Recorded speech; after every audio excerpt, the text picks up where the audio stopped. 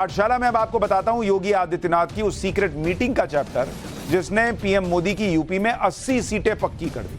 और पीएम मोदी के बाद अब सीएम योगी इस इंडिया गठबंधन को झटका देने वाले हैं।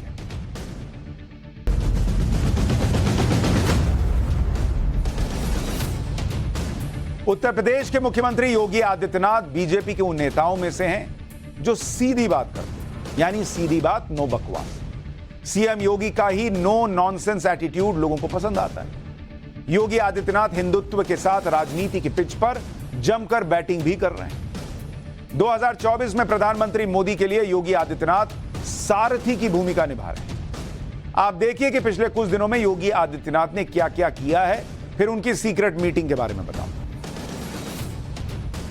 31 जुलाई को सीएम योगी आदित्यनाथ ज्ञानवापी पर कहा कि ज्ञानवापी को मस्जिद कहेंगे तो विवाद होगा। मुस्लिम समुदाय को खुद आकर कहना चाहिए कि ज्ञानवापी ऐतिहासिक भूल है और इसका समाधान निकलना चाहिए।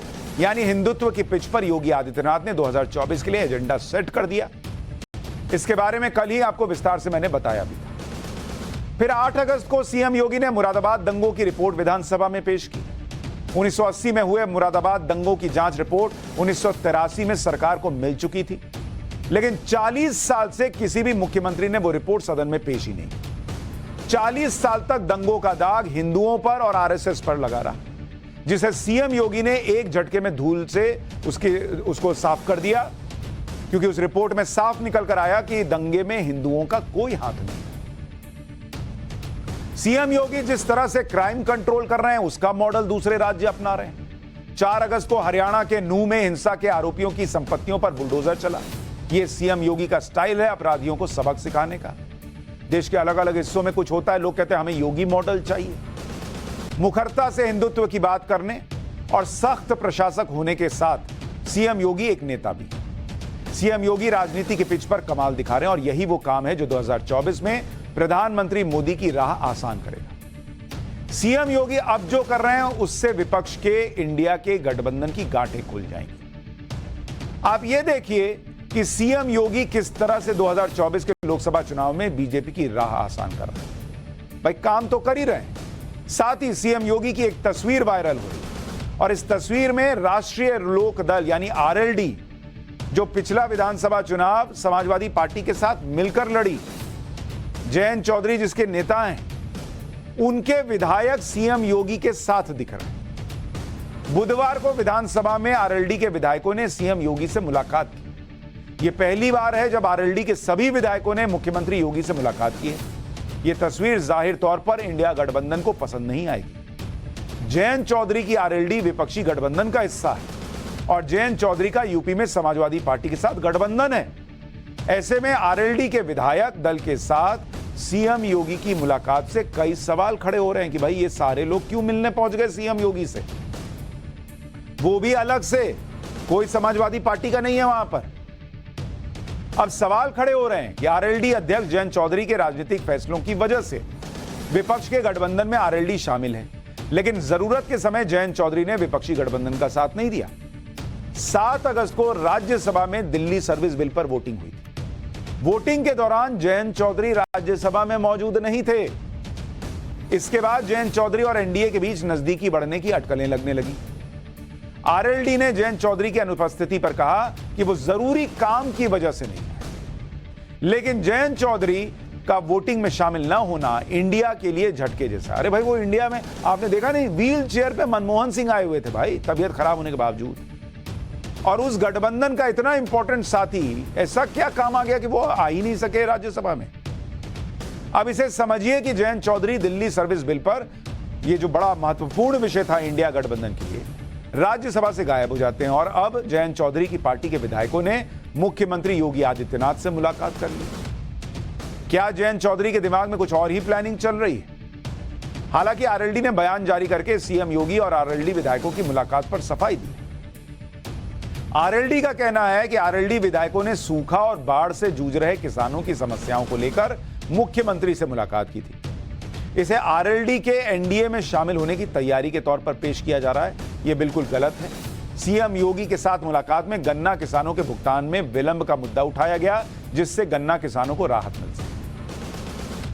आरएलडी इस बात से तो इनकार कर रही है कि वो एनडीए में शामिल होने जा रही है, लेकिन अगर पिछले 4 लोकसभा चुनाव के आंकड़ों पर नजर डालें तो पता चलता है कि आरएलडी को सबसे ज्यादा फायदा बीजेपी के साथ आने पर ही हुआ है। 2004 के लोकसभा चुनाव में आरएलडी ने समाजवादी पार्टी से गठबंधन किया। अब जरा आरएलडी का गणित देखिए। आरएलडी, राष्ट्रीय लोकदल, 2004 में किसके साथ थे? ये समाजवादी पार्टी के थे, एसपी के साथ थे। और ये सारे आंकड़े आपको बता रहा हूं लोकसभा के, 2004 में जब चुनाव हो रहा था, ठीक है।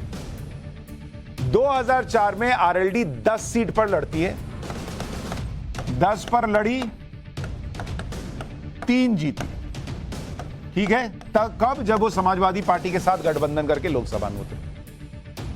2009 का जब चुनाव आया तो आरएलडी बीजेपी के साथ आ गई, उससे गठबंधन कर लिया।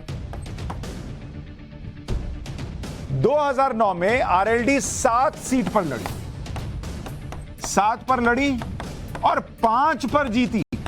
कहां? 10 पर लड़कर 3 जीत रही थी समाजवादी पार्टी के साथ, बीजेपी के साथ आई तो 7 पर लड़ी और 5 जीत गई, मतलब स्ट्राइक रेट बेटर हो गया। फिर 2014 में आरएलडी कांग्रेस के साथ जाकर लड़ी और कितने सीट पर लड़ी? 8 पर लड़ी और 0 जीती, एक भी नहीं जीत पाई, कांग्रेस के साथ गई तो। फिर आया 2019 का लोकसभा चुनाव, 2019,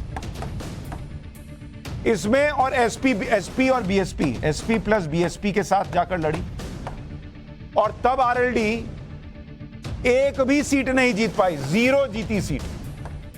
यानी अगर आप ट्रैक रिकॉर्ड देखेंगे तो आरएलडी को सबसे बड़ा फायदा जो हुआ वो लोकसभा चुनाव में बीजेपी के साथ जाकर हुआ। वो जब जब गई कांग्रेस के साथ 0, सपा बसपा के साथ गई 0 और 2004 में सपा के साथ गई थी तो 10 में से 3 सीट जीत पाई थी, यानी 30% का स्ट्राइक रेट था।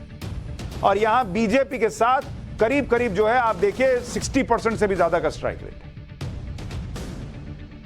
तो इसी वजह से कयास लगाए जा रहे हैं कि जयंत चौधरी ने एनडीए के साथ गठबंधन के रास्ते खुले रखे हैं क्या, और सीएम योगी के साथ आरएलडी विधायकों की मुलाकात को भी इसी से जोड़कर देखा जा रहा है। सीएम योगी आदित्यनाथ और आरएलडी विधायकों की मुलाकात ने उत्तर प्रदेश से लेकर दिल्ली तक खलबली मचा दी। दूसरी तरफ समाजवादी पार्टी के विधायक भी सीएम योगी के सामने हाथ जोड़ रहे हैं। समाजवादी पार्टी के विधायक स्वामी ओमवेश ने विधानसभा में ही सीएम योगी के आगे झोली फैला दी। स्वामी ओमवेश ने सीएम योगी से कहा कि वो समाजवादी पार्टी के सन्यासी हैं, इसलिए उनके क्षेत्र को तटबंध नहीं मिल रहा। स्वामी ओमवेश ने कहा कि स्टाफ का मामला है और सीएम योगी से कहा कि आपसे हाथ जोड़कर और झोली फैलाकर भीख मांग रहा, तटबंध बनाने की कृपा करें। स्वामी ओमवेश के इस बयान पर विधानसभा में सब लोग हंसने में लगे। सीएम योगी आदित्यनाथ ये सुनिश्चित कर रहे हैं कि 2024 में बीजेपी के लिए चीजें आसान रहे और इसके लिए योगी उत्तर प्रदेश को बदल भी रहे, क्योंकि केंद्र की सत्ता का रास्ता उत्तर प्रदेश से होकर जाता है। यह बहुत पुरानी कहावत है, 80 लोकसभा सीटें हैं भाई।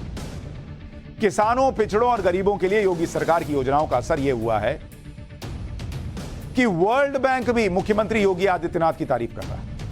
वर्ल्ड बैंक के एग्जीक्यूटिव डायरेक्टर परमेश्वरन अय्यर के नेतृत्व में 20 सदस्यों की एक टीम बुधवार को सीएम योगी से मिलने आई और यूपी में हो रहे विकास की तारीफ की। वर्ल्ड बैंक के सदस्यों ने कहा कि पिछले 6 साल में यूपी में ओवरऑल विकास हुआ है, हर सेक्टर के लिए अलग से प्लान बनाया गया है। उत्तर प्रदेश बीमारू राज्य से देश की बड़ी इकोनॉमी बना। ये कौन कह रहा है? वर्ल्ड बैंक के लोग कह रहे हैं। 6 साल में 5.5 करोड़ लोग गरीबी रेखा से बाहर आए हैं। ये कौन कह रहा है? वर्ल्ड बैंक कह रहा है योगी सरकार के लिए यूपी में देश के विकास में उत्तर प्रदेश की अहम भूमिका है। यह वर्ल्ड बैंक बता रहा है योगी आदित्यनाथ के सामने बैठकर और तारीफ कर रहा है कि आपने पूरे उत्तर प्रदेश का पूरा विकास किया है। राजनीतिक विरोधियों को साधने के साथ सीएम योगी यूपी में इंफ्रास्ट्रक्चर डेवलपमेंट पर भी ध्यान दे रहे हैं। आज ही सीएम योगी ने लखनऊ से वाराणसी फ्लाइट का शुभारंभ कर दिया। सीएम योगी ने आज ही लखनऊ से वाराणसी तक डायरेक्ट फ्लाइट सेवा का शुभारंभ किया। इस फ्लाइट के शुरू होने के बाद लखनऊ से वाराणसी तक का सफर मात्र 55 मिनट में तय हो सकेगा। यह डायरेक्ट फ्लाइट फिलहाल हफ्ते में 3 दिन उड़ेगी, बाद में इसे बढ़ाया जा सकता है। इस मौके पर सीएम योगी ने कहा कि देश के विकास के साथ यूपी का भी विकास हो रहा है। सीएम बोले कि उत्तर प्रदेश में 12 नए एयरपोर्ट का निर्माण हो रहा है। अगले 3 महीनों में अयोध्या का एयरपोर्ट भी बनकर तैयार हो जाएगा। प्रधानमंत्री मोदी जी के नेतृत्व में वाराणसी ने, प्रदेश ने और देश ने एक नई प्रगति की है। प्रगति की एक नई उड़ान को आगे बढ़ाया है और ये अवसर है जब इस सदी में हम लोग भारत की इस उड़ान को वायु सेवा की तर्ज पर तेजी के साथ आगे बढ़ाने में मदद कर सकते हैं। यानी योगी आदित्यनाथ उत्तर प्रदेश को तो बदल ही रहे हैं। उत्तर प्रदेश में इंडिया गठबंधन का जो समीकरण है उसको भी क्या सीक्रेटली बदल रहे हैं और इससे बीजेपी की उत्तर प्रदेश में सीटें और बढ़ेंगी? ये सवाल अब हर जगह चर्चा का विषय बना हुआ है।